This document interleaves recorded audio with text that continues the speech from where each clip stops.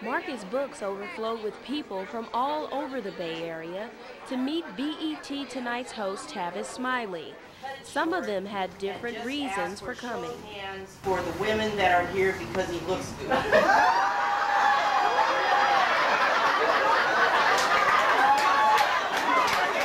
As the evening progressed, they prepared to hear his opinion on politics and real-life issues. We have, for the first time ever in our community, young leaders, young folk coming into positions of leadership and responsibility and authority who did not live through the civil rights struggle. We have never in our community had leaders who were not born of struggle, as you well know. And now here we come in this new century, headed toward this new millennium, with a bunch of young folk trying to lead the way into a new century, lead the way into a new millennium, who have no first-hand perspective on what the struggle was all about. We can't compare the before and the after picture because we weren't there. We don't know what it means to be told no. No, you can't go to school here. No, you can't live in this neighborhood. No, you can't work here. No, you can't lodge in this hotel. No, you can't eat in this restaurant. We don't know what it means to be told no. And so for all intents and purposes, we have been indulged and indeed overindulged. And we think because of the unprecedented access and opportunity that we have, there's no longer a need for advocacy. Well, I hate to disabuse you of that notion. Dr. King said the ultimate measure of a man is not where he stands in times of comfort and convenience, but where he stands in times of controversy and challenge. Although Tavis Smiley tackles hot-button political issues before millions on television and radio, he doesn't consider himself a journalist. In fact, Tavis says he is just someone that aims to enlighten, encourage, and empower African Americans, nothing more and nothing less.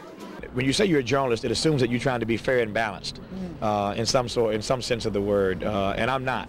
I'm not fair, I'm not balanced. I have thoughts, I have ideas, I have an agenda. I'm very adamant about the things that I believe in. And so I happen to be an advocate who's on radio, an advocate who is on television, but I'm not a journalist and not trying to front like I am one. I have respect for journalists, and I'm not trying to play a hate on those who are. But my thing is about trying to enlighten people, trying to encourage people, and trying to empower people. I'm not trying to be Dan Rather or Tom Brooke or Peter Jennings reporting the news. I'm trying to get folk to empower themselves. I believe that information is power. I believe that knowledge is power, and so I'm doing the best I can with what I have to put that information out there.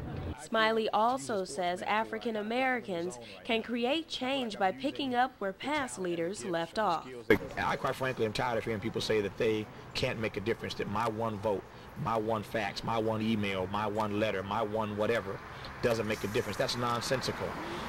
Rosa Parks could not have known when she sat down on that bus that 50 years later we'd be referring to her as the mother of the civil rights movement.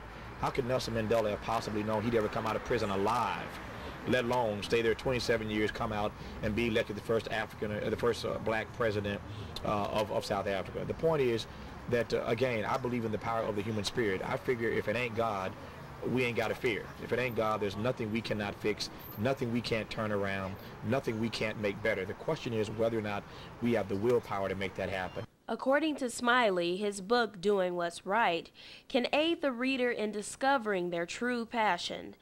As for getting started this year, he offers this advice. Do anything else, there are three things you have to do. One, you have to fill out that census form and turn it in.